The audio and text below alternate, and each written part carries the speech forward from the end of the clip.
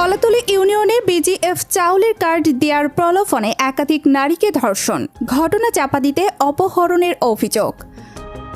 ভোলা জেলার মনপুরা উপজেলার ৫ নং কলাতলী ইউনিয়নে বিজিএফ চাউলের কার্ড দেওয়ার কথা বলে একাধিক অসহায় নারীকে ধর্ষণের অভিযোগ উঠেছে স্থানীয় রহিম মাছির বিরুদ্ধে।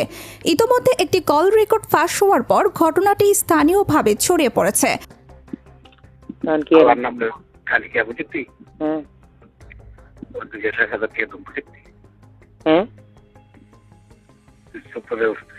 কথা বলছো কাল গেলে কি কই? হ্যাঁ মনে এবারে কবিরা তুই চুপ হয়ে হ্যাঁ অন্য কিছু দোয়া দিয়ে আসতে বাজারে যাই। এবারে তো ভালো ওষুধ দেখছি, ইন্দা ওষুধ ভালো ওষুধ দেখছি। হ্যাঁ এটি একদম মন পুরা কথা বলতো হাজিরা দাম না। তুই এনে কি ওষুধ হয়নি?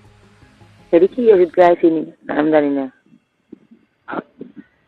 সেটি কি ওষুধ কে জানে নাম জানি না। আইলো যাবো। আচ্ছা এবার সবাই কিন্তু লই যাবো। ঠিক আছে। মারিয়া ওই যে তোদের ওদের পিসিআর নিক কোনটা তুমি তো লাগা। ঠিক আছে এটা কি গো? হ্যাঁ কোন কি গো বুঝি না নাকি? ও এডি নাম্বার নাম্বার এই নম্বর কোন নম্বর মানে নাম্বার করলে দেয়ারি নাম্বার করলে হ্যাঁ নাম্বার পেটা হ্যাঁ হ্যাঁ এটা লইও এডি লইবেন আপনি 12 গিরা পালাও যাচ্ছে না 12 গিরা বড় রিয়াল লইতো না হস 12 গিরা দিলি হ্যাঁ হ্যাঁ 12 গিরা দিলে ফিটিং 12 গিরা লইব তো কে হ্যাঁ 12 নম্বর এটা কইলে 12 নম্বর একটা 12 নম্বর লেন একটা 10 নম্বর লেন তো চাই কোনটা ঘাটে কি এরকম শুনলে বস্তু নাই তো একটু লাগে আপনি সস্তা লাগে গাড়ি আর এটি রকেট নাড়ি বলে বাইরে লোকের সময় তাহলে ভালো লাগে না।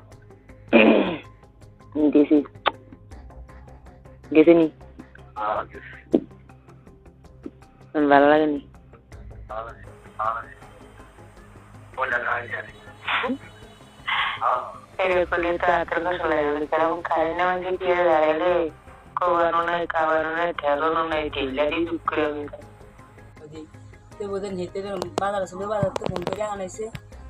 সরাসরি তিনবার আমি আবার কিচেনে নাজান মারে আদ্য মানে মনি রাজ্য মানে নিছি যে নাজান মা একজনের ব্যয় মাসে 4 বছরে আমি নিচ্ছি মন ইচ্ছা মতন কারো লগে দুই আর ভালো কথা যে প্রেম ভালোবাসা করে মানে এইগুলি আমি কইতে জানি না, কইতাম চাইও না।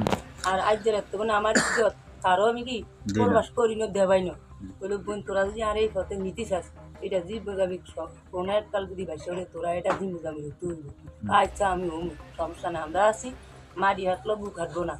আর তুই তোর এই পথে আমরা অল্প কথা কি তোর এই পথে নিতাম চাই ঘুরে তোর ভালো লাগে আর তোর সংসার চলবো তোর সংসার আবার চালামু ইয়ার তা করামু অভিযোগ রয়েছে ঘটনা ধামাচাপা দিতে আব্দুর রব মাছির ওপর হামলা এবং তার স্ত্রীকে অপহরণ করেন রহিম মাছির অনুসারীরা। স্থানীয় সূত্রে জানা যায় ধর্ষণের শিকার এক নারী ফাতেমার মোবাইল ফোন চার্জ দেওয়ার জন্য আব্দুল রবের বাসায় রাখলে রবের মেয়ের চোখে পড়ে কিছু কল রেকর্ডিং ও ছবি। বিষয়টি জানাজানি হলে রহিম মাছি ক্ষিপ্ত হয়ে আব্দুল রবকে মারধর করেন এবং রাতের অন্ধকারে তার স্ত্রী জ্যোৎস্নাকে মুখ চেপে অপহরণ করা হয় বলে অভিযোগ ওঠে। এ বিষয়ে ভুক্তভোগী জ্যোৎস্না বেগম মনপুরা থানায় লিখিত অভিযোগ করেন। অভিযোগে অভিযুক্তরা হলেন 1 মোহাম্মদ রহিম মাছি পিতা মৃত শাহে আলম মাছি, 2 মোহাম্মদ সুমন পিতা মোহাম্মদ সবুজ মাছি, 3 ইমন পিতা নোমান, 4 মোহাম্মদ শাকিল পিতা মোহাম্মদ অজিত, 5 মোহাম্মদ ইমরান পিতা মোহাম্মদ রহিম মাছি। সকলেই চর কলাতলী 7 নং ওয়ার্ডের বাসিন্দা।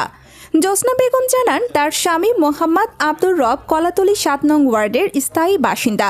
অভিযুক্ত রহিম মাছি তার প্রতিবেশী এবং এলাকার একাধিক নারীকে বিজিএফ কার্ড দেওয়ার প্রতিশ্রুতি দিয়ে অনৈতিক সম্পর্কে জড়িয়েছেন। তার দাবি ফাতেমা ও মনি নামের নারীদের সঙ্গে বারবার অনৈতিক কাজে লিপ্ত ছিলেন রহিম মাঝি। কল রেকর্ড ফাঁসের পর এ ঘটনা প্রকাশ পেলে রহিম মাঝি প্রথমে তার স্বামীকে মারধর করেন এবং পরবর্তীতে জ্যোৎস্নাকে অপহরণ করেন।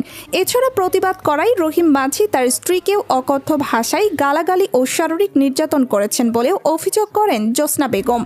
এগুলা কে মারছিল আপনারা? ফ্যামিলি মারছে কি? আব্দুর রহিম। তারপরে আমার সমস্যা হচ্ছে কি করে? ঘরের সমস্যা টুকটুকি আগলা মহিলা লই থাই এগুলো টুকটুক করি আর দরজা করি আর এগুলা মহিলা কে থাকে? হে রহিমাজি মানুষ আমার রেকর্ডিং শুনেছে। অভিযুক্ত রহিম মাঝি সংবাদ মাধ্যমকে জানান, আমার ভুল হয়েছে, আমার মান সম্মান সব শেষ। মনপুরা থানার এএসআই জাফর ইকবাল বলেন, রহিম মাঝির বিরুদ্ধে কল রেকর্ড ফাঁস সংক্রান্ত অভিযোগ সহ মারধর ও অপহরণের একটি লিখিত অভিযোগ পেয়েছি। বিষয়টি তদন্ত শেষে নন জিআর মামলা হিসাবে কোর্টে পেশ করা হয়েছে।